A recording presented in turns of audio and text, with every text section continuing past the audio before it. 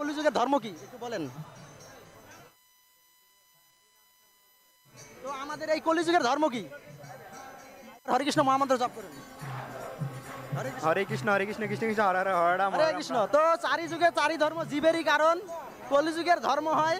তো আমরা অন্যান্য যুগে আমাদের ধর্ম ছিল যে দান ধ্যান তপস্যা। তো আমাদের এই কলিযুগের ধর্ম কি?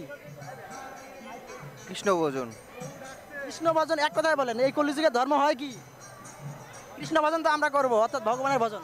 আমাদের এই যুগের ধর্ম কি? কি করলে ধর্ম হয়? একটু খেয়াল করে বলেন, আপনি তো মন্দিরে আসেন প্রায় প্রায় দেখি আপনাকে, আপনি জানবেন অবশ্যই। বলেন একটু চিন্তা করে খেয়াল করে।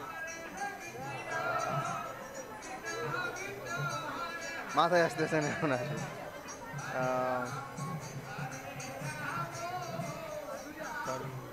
নাম সংকীর্তন। বলেন। নাম সংকীর্তন। তো আপনি এই নাম সংকীর্তন করেন, হরিনাম জপ করেন? হ্যাঁ করি। তো দর্শকদের সবার উদ্দেশ্যে একটু হরিনাম জপ করেন, একবার হরে কৃষ্ণ মহামন্ত্র বলেন। হরে কৃষ্ণ কৃষ্ণ কৃষ্ণ হরে হরে হরে রাম রাম রাম হরে হরে। তো অসংখ্য ধন্যবাদ প্রভুকে। হরে কৃষ্ণ। তো প্রভু, চারি যুগে চারি ধর্ম জীবেরই কারণ, কলিযুগের ধর্ম হয় কি? তো আমরা অন্যান্য যুগে আমাদের ধর্ম ছিল তপস্যা ধ্যান আর দান। তো আমাদের এই কলিযুগের ধর্ম কি? কলিযুগের ধর্ম কি? কলিযুগে জপমালা জপ করা, হরে কৃষ্ণ জপমালা। তো একটু সরলভাবে বলেন, সোজাভাবে। মানে জপ করা, কীর্তন, ভগবানের নাম করা। তো কি নাম? হরে কৃষ্ণ কৃষ্ণ কৃষ্ণ হরে হরে রাম রাম রাম হরে হরে। তো ধন্যবাদ আপনাকে অসংখ্য। তো আমাদের এই কলিযুগের ধর্ম হচ্ছে যে চারি যুগে চারি ধর্ম জীবেরই কারণ, কলিযুগের ধর্ম হয় নাম সংকীর্তন। অতএব কলিযুগের নামযজ্ঞ সার, অন্য কোনো ধর্ম করলে নাই হবে পার। তো আমাদের কলিযুগের ধর্ম আছে হরিনাম। হরিনাম। হরে কৃষ্ণ। ধন্যবাদ অসংখ্য। তো আপনি হরিনাম জপ করেন?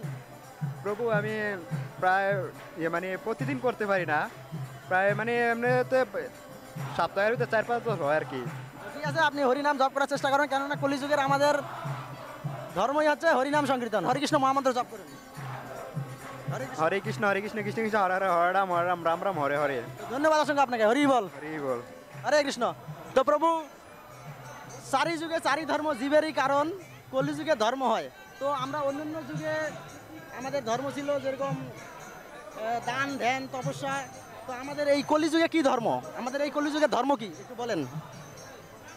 কলিযুগে আমাদের কলিযুগের ধর্ম কি? হরিনাম সংকীর্তন।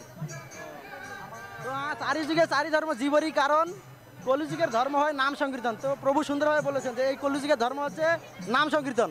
তো আপনি এই হরিনাম সংকীর্তন করেন? আসি অল্প অল্প আসে কি, মানে হরে কৃষ্ণ মহামন্ত্র একবার বলেন। আমি তো আমি জানি না, বুঝছেন। আমি মহাপ্রভু আপনি কি করেছেন? শ্রী চৈতন্য মহাপ্রভু। শ্রী চৈতন্য মহাপ্রভু, অসংখ্য ধন্যবাদ আপনাকে। তো এবার আপনাকে নেক্সট আরেকটা প্রশ্ন করবো যে এই যে হরিনাম হচ্ছে হরিনাম সংকীর্তন, তো এই হরিনামের আচার্য কে? শ্রীল হরিদাস ঠাকুর। হরিনামের আচার্য শ্রীল হরিদাস ঠাকুর। অসংখ্য ধন্যবাদ প্রভুকে। প্রভু অনেক সুন্দরভাবে উত্তর দিয়েছেন যে নামের আচার্য, হরিনামের আচার্য হচ্ছেন শ্রীল হরিদাস ঠাকুর। অসংখ্য ধন্যবাদ প্রভুকে।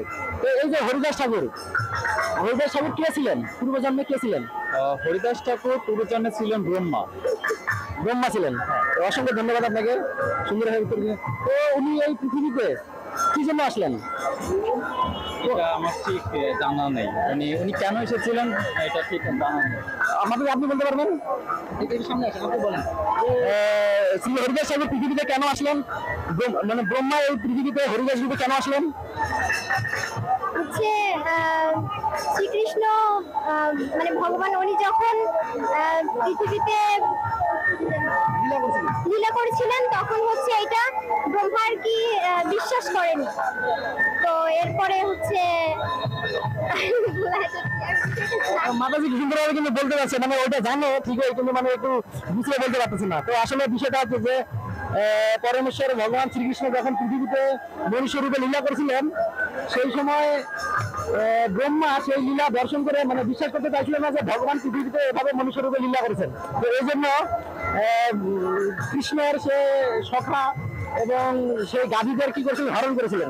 যার কারণে পরমেশ্বর ভগবান তাকে অভিশাপ দেন এবং তিনি ব্রহ্মা এই পৃথিবীতে হরিদাস রূপে যৌবনকুলে জন্মগ্রহণ করেন হারেশ নামে। তো পরবর্তীতে তার নাম হয় হরিদাস। হরে কৃষ্ণ। অসংখ্য ধন্যবাদ মাতাজিকে। তো মাতাজি আপনি এটা বলতে চাইছিলেন না? হরে মাতাজি জানেন কিন্তু একটু সংকোচ বোধ করতেছেন আসলে। তো মাতাজিকে অসংখ্য ধন্যবাদ। হরে কৃষ্ণ। অসংখ্য ধন্যবাদ বলবো আপনাকে। তো মাতাজি কি হয় আপনার? আমার ফ্রেন্ড। ধন্যবাদ আপনাদের অসংখ্য। তো আপনারা মানে সুন্দরভাবে আপনাকে ধন্যবাদ এভাবে হরিনাম প্রচারের জন্য। আমাদের সোশ্যাল মিডিয়াতে আপনারা সমাজের সকলে যেন হরিনাম শ্রবণ করে, ধর্মের পথে আসে, এটাই আর কি আপনাদেরকে বলা দরকার। যেভাবে আমরা আসছি সকলে যেন কৃষ্ণ নাম করি।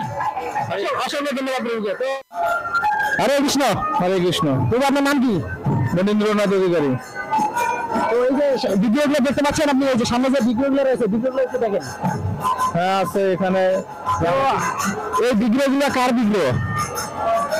শ্রীকৃষ্ণের বিগ্রহ।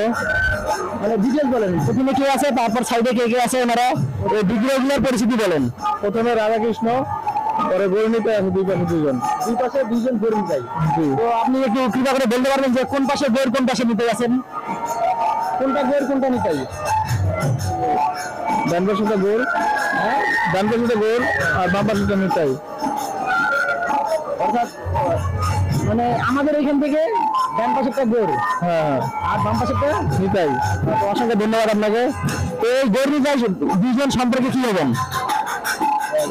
হ্যাঁ ভাই, দুইজন সম্পর্কে ভাই।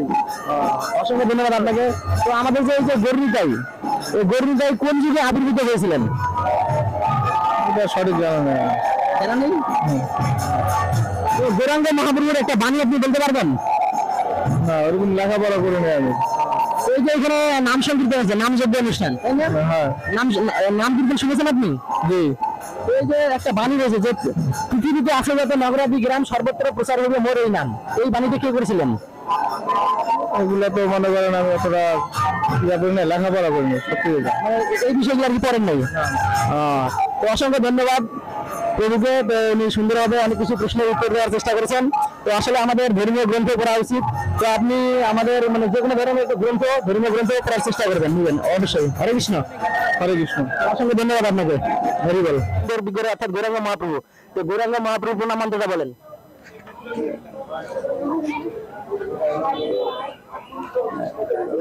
আচ্ছা ঠিক আছে, তাহলে আপনি রাধা হ্যাঁ বলতে পারবেন? বলেন।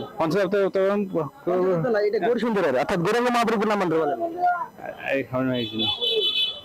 ঠিক আছে, আপনাকে নেক্সট চান্স, আপনি কৃষ্ণ আর রাধারানীর প্রণাম মন্ত্র বলেন। আচ্ছা, রাধা গোপীনাথের প্রণাম মন্ত্র বলেন। কৃষ্ণের নামে করেছি সেই এটা তো গৌরাঙ্গ ওটা বলেন বলেন একটা বলেন। গৌরাঙ্গ মহাপ্রভুটা পাবেন আপনি, একটু বলতে চাচ্ছিলেন কিন্তু আপনি মানে শিওর না যে এটা গৌরাঙ্গ মহাপ্রভুর নাম মন্ত্র। তো একটু বলেন, আবার চেষ্টা করেন। নম পঞ্চাব্দ গৌরাঙ্গ মহাপ্রভু নম মহাপ্রভু নম বরদানে কৃষ্ণ বরদাদি কৃষ্ণের চৈতন্য নামে গুরুতি সেই নম। অসংখ্য ধন্যবাদ আপনাকে। আপনি বলতে পারছেন কিন্তু একটু সংকোচ বোধ করেছেন। তো আরেকটু সুন্দর হয়ে বলবেন যে নম মহাবদানায় কৃষ্ণ প্রেম প্রদায়তে কৃষ্ণায় কৃষ্ণ চৈতন্য নামে গৌরকৃষ্ণ নম। হরে কৃষ্ণ। অসংখ্য ধন্যবাদ। তো আপনার জন্য একটা এই গৌর সুন্দর এবং রাধা গোপীনাথের একটা চিত্রপট। হরে কৃষ্ণ।